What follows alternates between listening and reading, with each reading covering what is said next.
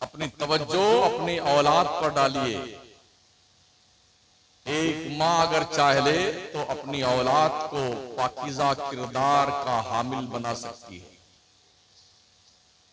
वो माएँ पैदा करती थी नमाजी, धनी तलवार के मैदान के गाजी। वो माएँ जब भी लेती थी बलाएं, दिया करती थी बेटों को दुआएं। इबादत में कटे बेटा जवानी, शहादत पे हो आखिर जिंदगानी। पहले दौर की माएँ बगैर वजू के अपने बच्चे को दूध नहीं पिलाती थी, तब उन गोदों में परवान चढ़ने वाले बच्चे वली, गौस, कुतुब, कलंदर बनते थे। और आज बगैर मोबाइल के कोई वक्त जो है हमारा खर्च नहीं होता है। खाते हैं तो मोबाइल चालू, पीते हैं तो मोबाइल चालू। बच्चा जब तक मोबाइल नहीं देखता है खाना ही नहीं खाता है। यह हालत हो गई है। तो अम्मा पहले मोबाइल चालू करके बच्चे को दे देती हैं, तो उस मोबाइल देखने देखने में दो दो तीन तीन रोटी खा जाता है बच्चा। मुशाहदा पेश कर रहा हूं। एक खातून थी हजरत खुनसा रज़ी अल्लाह ताला। बस इनकी बात बता के अपनी गुफ्तगू फुल स्टॉप। ये मक्के शरीफ में रहती थी, तो जब ईमान नहीं लाई थी तो इनका पेशा धंधा जो था वो रोने का था। किसी क्या कोई मर जाता था तो ये रोने का काम करती थी। अपनी पूरी टीम इनके साथ होती थी, 10-12 औरतों की। उसके घर पे रोने जाती थी, 10-5 दिन रोती थी तो नजराना लेके रोने का था। जैसे आज भी बहुत सारी टीमें बनी, कुरान खानी की टीम बनी हुई है, आयत करीमा की टीम बनी हुई है। 10-5 लोग जाएंगे, कुरान खानी करके आएंगे, एक ठेकेदार उसमें होता है। तो हजरत खुनसा ऐसे ही ठेकेदार थी, रोने वाली औरतों का ठेका उनके पास था। किसी का कोई मर गया तो आकर के उनसे कांटेक्ट करता कि हमारे अब्बा मर गए, चलिए हमारे घर रोइए आप। तो 10-5 दिन रोने के लिए तो पैसा लेके आते। जब ईमान लाई वो, तो उनके शौहर भी मैदान में शहीद हुए दीन के लिए। हजरत साद इब्न अबी वक्कास ने जब जंग शुरू की कादसिया के मौके पे, उस वक्त हजरत खुनसा जिंदा था। अपने 4 जवान बेटों के साथ वो मैदान जंग में शरीक हुई हजरत खुनसा साहबिया। आंखों की रोशनी चली गई थी। जैसे कल जंग होने वाली है कादसिया के मैदान में, तो आज हजरत खुनसा ने अपने 4 लड़कों को बुलाया और फरमाया, बेटे हम तुम्हें कुछ नसीहत करना चाहते हैं। तब बोलिए मजाल क्या बात? तो फरमाती है, बेटे तुम एक बाप और एक माँ के बेटे हो। गौर से सुन लीजिए आप भी, मेरी माए बहनें भी। तुम एक बाप और एक माँ के बेटे हो। हमने तुम्हारे बाप से कोई खयानत नहीं की है। कहा, माँ तुम कहना क्या चाहती?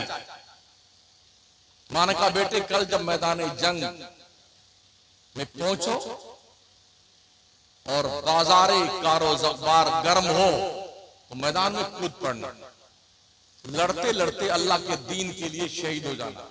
मगर हाँ याद रखना, खबरदार किसी की पीठ पर अगर कोई जख्म आया तो हश्र के मैदान में तुम्हारा गला पकड़ लूंगी अल्लाह के दरबार।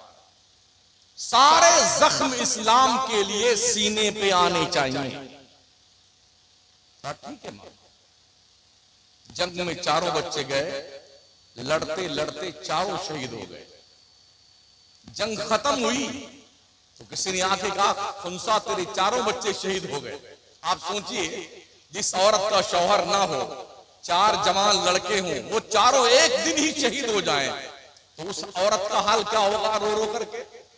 मगर एक कतरा आंसू नहीं गिरा उस मां की आंखों से।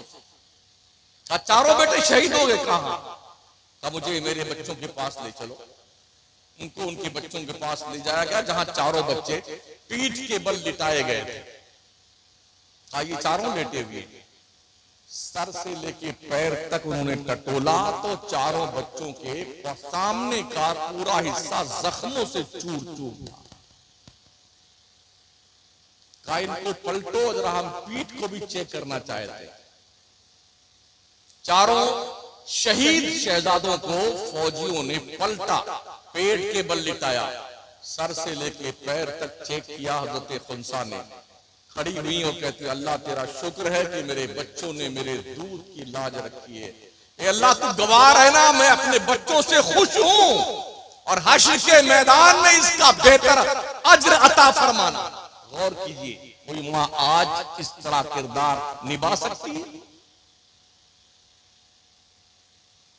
और वो खिचड़े नहीं खाते थे, वो मलीदे नहीं खाते थे, उनका ये काम नहीं था, मगर उन्होंने दीन मुस्तफा की भी कुर्बानियां दी हैं। आज हमने कोई कुर्बानी नहीं दी है और रिजल्ट के तौर पे हमें फ्री में जन्नत चाहिए, तो ये खब्द पाल के मत रखिए, जन्नत इतनी आसान नहीं है। उसके लिए तुम्हें अल्लाह रसूल को राजी करने के लिए ईमान और अकीदे के साथ अमल का पाकीज़ा किरदार लेके जाना पड़ेगा। इसके सिवा कोई चारा नहीं है। अल्लाह करीम हमें नेकियां करने की तौफीक अता फरमाए, हमारी कोशिशों को कबूल फरमाए और हमें दीन सीखने और समझने की तौफीक बख्शे। अंदाजा तो ये होता है कि जिस गांव में हर महीने में 4 इमाम बदला जाए तो वहां क्या सुधार होगा, अल्लाह ही जाने। तो सुना मैंने इस गांव में साल भर में एक मस्जिद से 4 इमाम बदले जाते हैं। अब बताइए। हाँ, बस अल्लाह आप सबको हिदायत दे, जो सीखे उस पे अमल करें। समझ रहे हैं? अल्लाह नेकियों की तौफीक बख्शे। और बहुत कम रह गए हैं आप लोग, इसलिए कि अगर मैं जन्नत बांटता तो सब बैठे रहते। अमल की बात हमने की है, इसलिए कुछ लोग क्या, आधे लोग तशरीफ ले गए। इससे ये पता चलता है कि आपकी तबाही के दिन करीब आ गए। माफ कीजिए, जुमले सख्त तो है, लेकिन मुझे महसूस होता है तबाही के दिन गिने जा चुके हैं। जिस कौम का ये मिजाज बन जाए कि उसे दीन की बातें तल्ख लगने लगे, तो फिर समझ जाओ इस जिंदगी का बोझ जो आपका जमीन पर है ना, इस जमीन को भी आपका वजूद बोझ लगता है। ये जमीन कहती है, ओ बंदे अल्लाह की इबादत कर, वरना याद रख जिस दिन तू मेरे अंदर आया ना, तेरी पसलियां तोड़ के रख दे। खिंजीर भी बेनमाजी से पनाह मांगता है, खिंजीर भी। अस्तगफिरुल्लाह रब्बी मिन कुल्ली ज़ंबिन व अतूबु इलैह, ला इलाहा इल्लल्लाह मुहम्मदुर रसूलुल्लाह। अस्सलामु अलैकुम रहमतुल्लाह।